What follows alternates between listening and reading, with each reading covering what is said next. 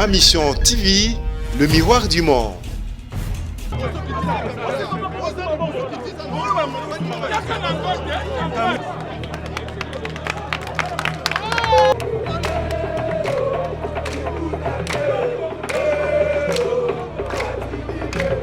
Zando ezali d'abord ya kokangama natina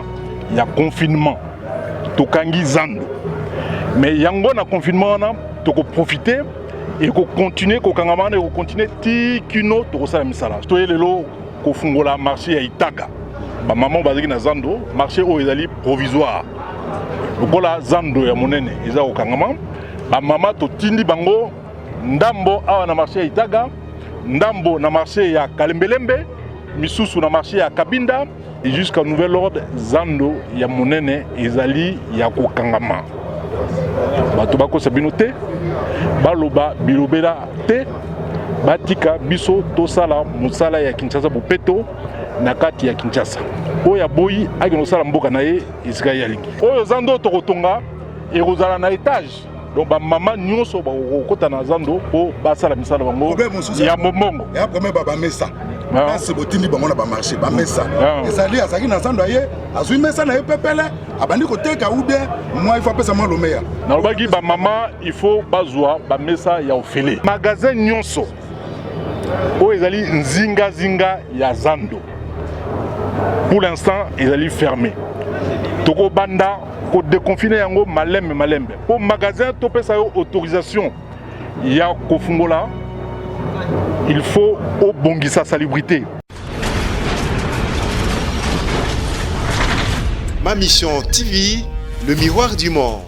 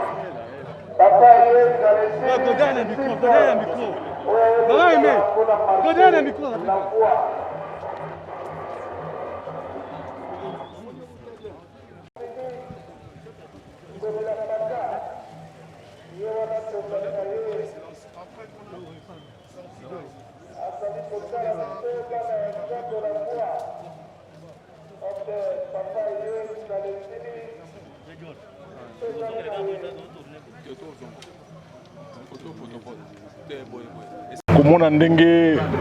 tobongisi esika oyo ezali place ya la voie d'Isaïe na avenue Itaga bamama ya zando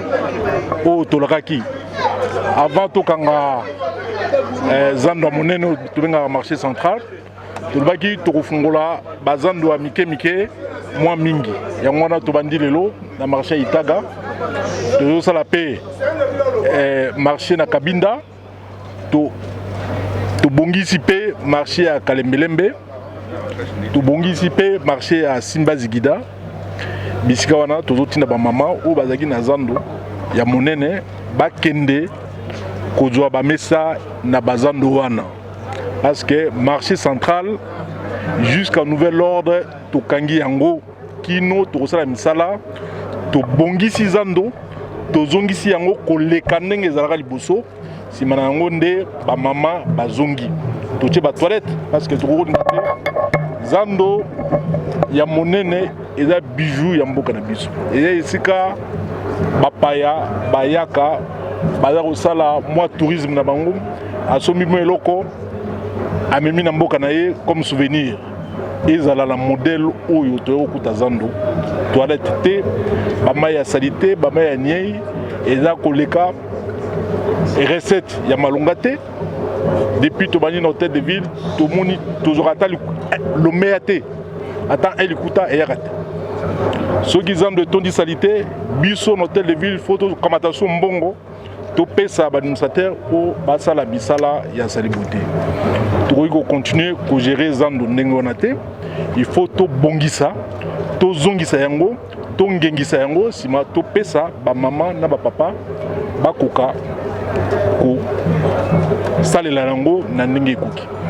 nalobi boye jusqu'à nouvel ordre zando ya monene ezali ya kokangama bato bakosa bino te baloba bilobela te batika biso tosala mosala ya Kinshasa bopeto na kati ya Kinshasa oya boyi agi no sala mboka na ye esika yalingi. Voilà, gouverneur, deux questions. Zando eza ya kobongisa yango kangi toningo confirmer bakino po bazo benga biso ebele confusion pe ekoti mingi na Kinshasa. Okangi yango pozo bongisa Zando. Zando ezali d'abord ya kokangama na tina ya confinement. Tokangi Zando. Mais yango na confinement na toko profiter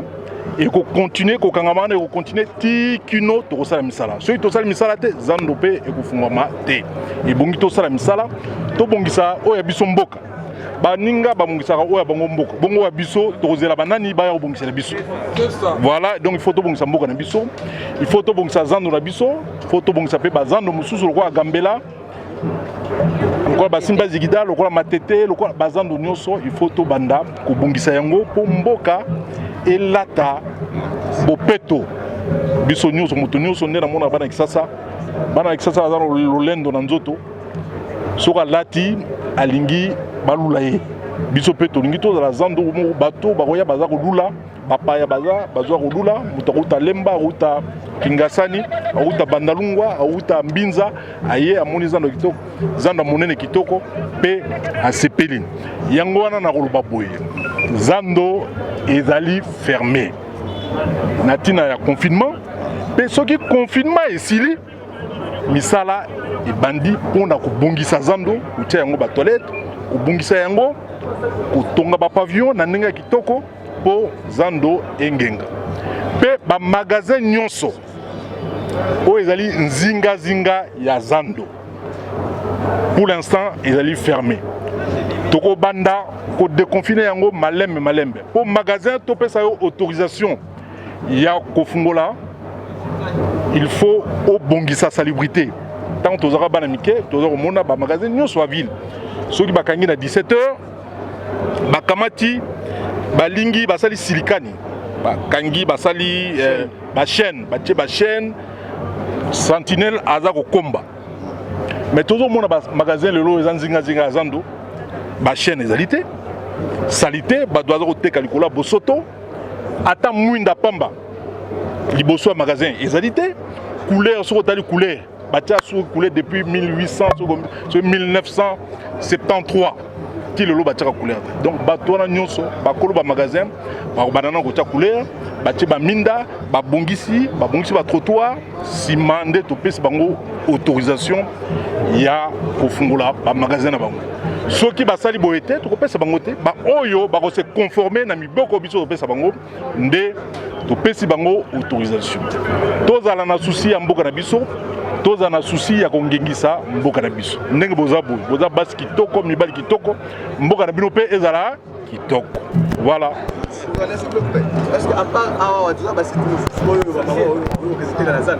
Bon basite ndenge toyelelo kofungola marché ya Itaga ba maman bazaki na Zando marché oyo ezali provisoire lokola Zando ya monene eza kokangama ba mama totindi bango ndambo awa na marché ya Itaga ndambo na marché ya Kalembelembe misusu na marché ya Kabinda misusu totindi bango pe na marché ya Gambela tubongisi ba table misusu ba mama misusu totindi bango na marché ya Zigida et pas yo toza ko bongisa pe lokola ba mama misusu pe totindi bango na marché de la Liberté malembe ti to ko bongisa o biso Zando nde ba mama bakomi kozonga malembe baza na patience bayoka te moto akambaka ville ya Kinshasa ezali obenga yo na mandat 5 ans na souci ya kokamba ville ya Kinshasa kino na koma na suka ba mama baza identifié ba identifié ba mama musuku tu bakama parce que oyo Zando tokotonga ekozala na étage donc ba mama nyonso ba kokota na Zando po basala misala bango ya momongo ya premier baba mesa c'est botindi bango na ba marché ba mesa ezali azaki na Zando aye azui mesa na pepele abandi koteka ou bien moi il faut pesa moi lomeya na lobaki ba mama il faut bazwa ba mesa ya ofele abai ba pesa senga bango mbongo te ba mama boyambi bango bopesi bango mesa bateka na ndenge ekoki basa mosala bango ya bombongo ya mombongo na ndenge balesaka ba mama ba bana pe bamibali bango quelquefois bandeko na bango. Ok, merci. Okay.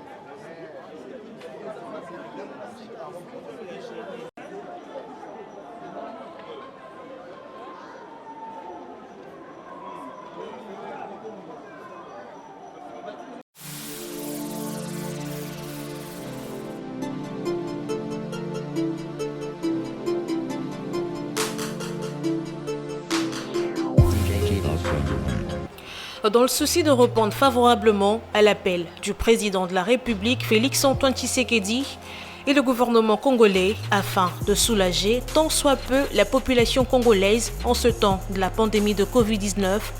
l'honorable Alita Chamala a procédé à la remise des dons et des produits de première nécessité au centre Lindongué dans la commune de Limete.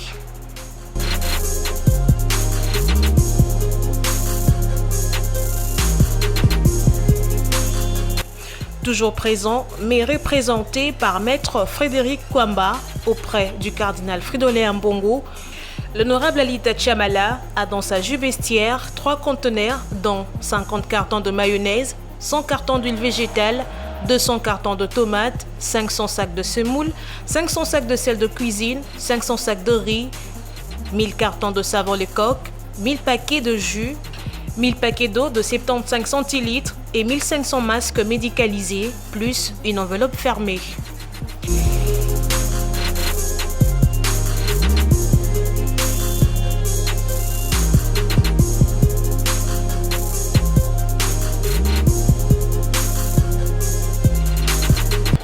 C'est pas un endroit de chrétiens catholiques, mais nous avons voulu utiliser le canal approprié. C'est-à-dire, nous nous sommes dit en déposant ces effets entre les mains du cardinal, il saura les orienter aux nécessités. C'est-à-dire, là, on voit l'être humain, le cadre est humanitaire, que c'était ça. Alors, il nous a reçus, vous nous avez vus avec lui, je lui ai transmis le message de l'honorable Alita Chamala, qui a voulu premièrement le remercier et lui faire voir que depuis le 18 mars, après avoir reçu l'appel du chef de l'État à la solidarité nationale, il s'était dit que ces messages n'allaient pas passer parce qu'il fait partie de personnalités ou de compatriotes qui ne sont plus à présenter parce que ça fait plus de 50 ans que son nom est cité tous les jours dans le mécénat. Mais il ne se limite pas dans ça. Il est père de famille, congolais comme je venais de le dire, alors cette bataille étant une bataille de tout le monde et de solidarité, il s'est dit qu'il pouvait aussi mettre la main à la pâte et agir. Vous avez entendu par rapport à sa demande, il a voulu également que le cardinal puisse le bénir, prier pour lui et sa famille et pour ses affaires. Et pour que ça ne s'arrête pas aujourd'hui, ou à ce qu'il vient de faire, mais pour que à chaque fois où cette bénédiction produira, que le fruit de ses affaires, de ses travaux continue à être partagé entre ses frères ou les humains comme lui. Le cardinal est très ému par ces gestes. Il me l'a dit qu'il sait qu'en dépit de tout, il existe toujours des personnes qui sont sensibles à la souffrance des autres et qu'il était disposé à prier pour lui, à prier pour ses affaires comme lui-même l'a demandé, à prier pour sa famille et pourquoi pas pour moi qui les représente ici. Et c'est ça l'objet de la motivation de notre présence en ces lieux.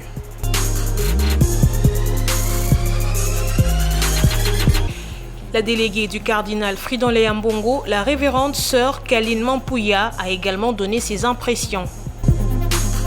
Cet avant-midi, nous sommes tous témoins de la grande générosité de l'honorable Alita Chamala, qui, à la suite des autres, a accepté de mettre ses moyens à la disposition du service de la charité de notre Père archevêque, pour qu'à son tour, qu'il relaie cette charité à ceux qui en ont le plus besoin. Notre mot, c'est un mot de gratitude et de remerciement, et nous rappelons que son éminence a rassuré qu'il allait prier pour tous ses bienfaiteurs, et particulièrement pour cet avant-midi, pour l'honorable Alita Chamala et tous ceux qui travaillent avec lui afin qu'il aille de l'avant.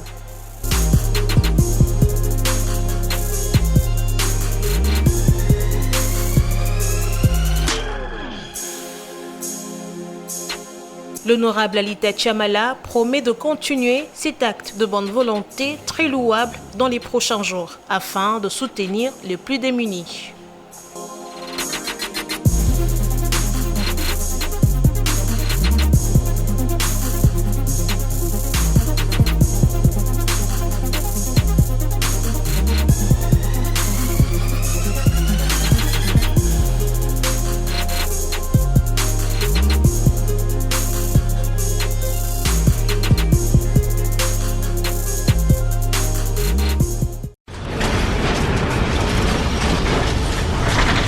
Ma Mission TV, le miroir du monde.